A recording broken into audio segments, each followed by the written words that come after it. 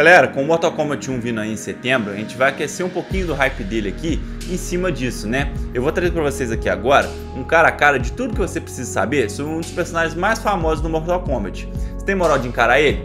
Ele se chama Sub-Zero. Vem comigo agora pra você conhecer um pouquinho mais desse personagem.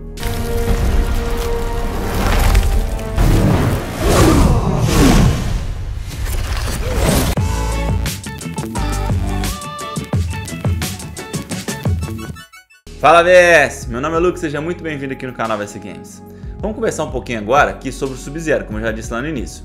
Ele é um dos personagens mais importantes da franquia do Mortal Kombat. Se você já jogou os jogos, sejam os mais novos ou os mais antigos, provavelmente você já jogou com o Sub-Zero, porque só de você olhar o design dele ali, você vê que ele é um personagem maneiro. Além dele estar ali controlando poderes de gelo, né, que já é bem maneiro em si você jogar com um personagem assim. Você pode congelar, tal, criar armas com ele. E ele também tem uma rivalidade, né, com o Scorpion, que é bem insana assim, eles estão sempre se caçando ali um ou outro, principalmente o Scorpion em busca de vingança. Mas antes de a gente ver mais um pouco sobre essa história do Sub-Zero, eu vou pedir pra você, se você é novo aqui no canal, se inscreve aí, deixa o seu like, ajuda a gente a bater a meta ali dos 1000 inscritos. Sua inscrição aqui é muito importante, porque como o canal ainda é pequeno, cada um de vocês que é inscrito ajuda muito ao crescimento do canal. E o like também, porque ele divulga bastante. Agora, vamos partir agora e conhecer um pouco mais sobre o Sub-Zero. Vamos falar primeiramente aqui, galera, sobre a origem do Sub-Zero. O Sub-Zero é um título de ninjas do clã chinês Lin Kuei. Eles acabaram aperfeiçoando várias técnicas de gelo ao longo do tempo.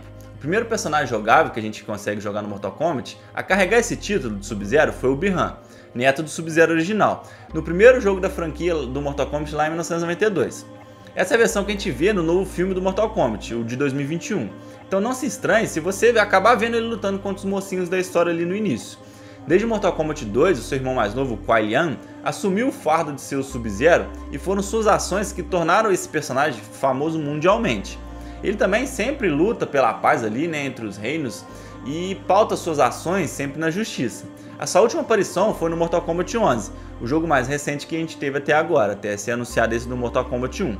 E é legal você ver o título sendo passado em gerações ali de irmão para irmão, e principalmente, né, por ser esses irmãos os mais famosos na franquia do Mortal Kombat como Sub-Zero. E se eu te fizer uma pergunta, você sabia que o personagem Noob Saibot do Mortal Kombat é na verdade a reencarnação do primeiro Sub-Zero? A franquia do Mortal Kombat tem duas cronologias principais, uma que fala do Mortal Kombat lá de 1992 até o Mortal Kombat Armageddon, e uma outra que começa com o Mortal Kombat de 2011 até os jogos atuais que a gente tem até hoje. No primeiro jogo de cada cronologia, o Bi-Han, né, o primeiro Sub-Zero, é um dos principais participantes do primeiro torneio do Mortal Kombat. Ele foi o responsável pela morte da família do Scorpion e acaba sendo morto por ele em uma batalha extraoficial que não foi muito falada. O Bi-Han então, ele ressurge como uma criatura de puras sombras, que é chamada Noob Saibot. Ele deixou o ódio acabar consumindo ele demais ali e ele costuma lutar ao lado dos vilões ao longo das histórias do Mortal Kombat. A gente já vê ali que um Sub-Zero corrompido e tendo outra identidade ali, né? Ele acaba sendo corrompido por essa maldade, né? Por esse retorno dele e ressurreição aí que ele teve e acaba partindo um pouco pro lado do mal como o Noob Saibot. E também nós temos o Tundra.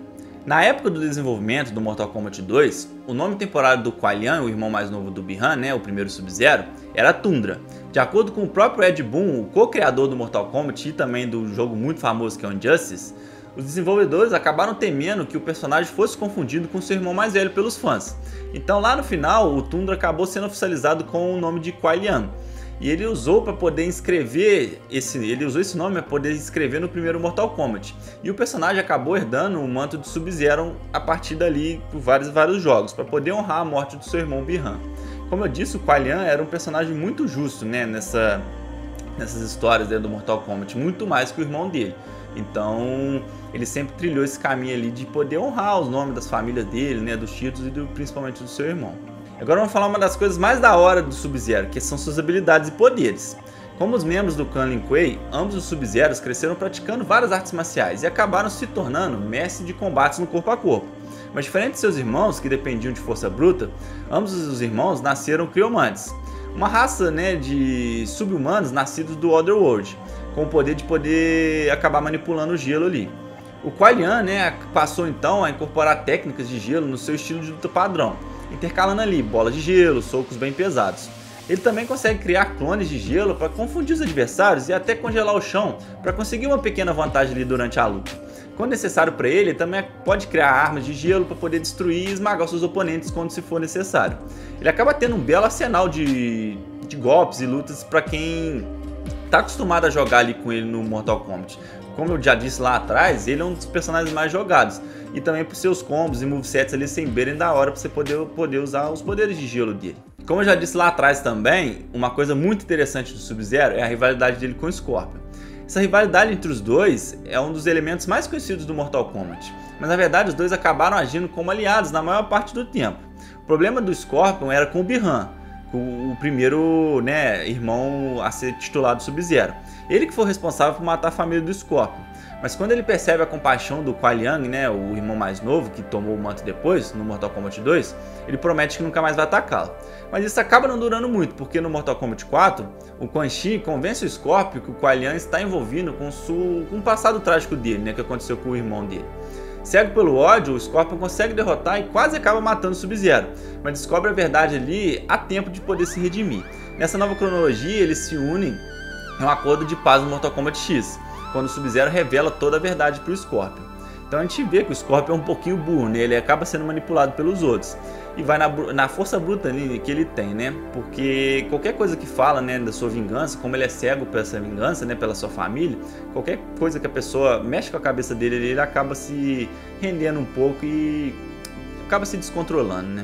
Vocês conhecem o Cyber Sub-Zero? Ele apareceu a primeira vez lá em Mortal Kombat de 2011. O Sub-Zero ali estava numa jornada com o Smoke, quando ele acaba sendo confrontado pelo Sector, que é um ciborgue que usurpou o clã Lin Kuei com a intenção de transformar todos em robôs. Ele acaba capturando o Kuai Liang ali e transfere sua consciência para um corpo robótico inclinado a lutar ao lado dele, que é o chamado Cyber Sub-Zero. Ele acaba sendo reprogramado pelos guerreiros do Reino da Terra ali para servir como um agente filtrado. Nessa nova forma dele, ele acaba encontrando e derrotando seu irmão mais velho, o Noob Saibot, que é o Bi-Han, mas termina o jogo ali sendo morto pela Sindel. Ele só renasce por causa do Raiden, como a gente via nos quadrinhos que detalham nesses 25 anos entre o reboot do Mortal Kombat X. Kuai Liang, coitado, como a gente pode ver, por ele ser um personagem que sempre busca justiça, ele está sempre sofrendo.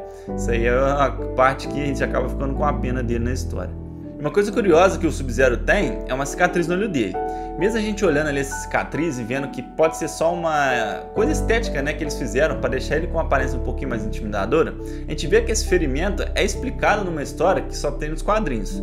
Enquanto ele luta para poder reaver o controle de uma adaga, que é amaldiçoada, que ela acaba fortalecendo o usuário, mas acaba corrompendo ele também, o Kuai Liang acaba enfrentando o Kano, mas pode ficar tranquilo que não é o Kano do Fluminense não. Ele acaba sendo atraído por uma emboscada.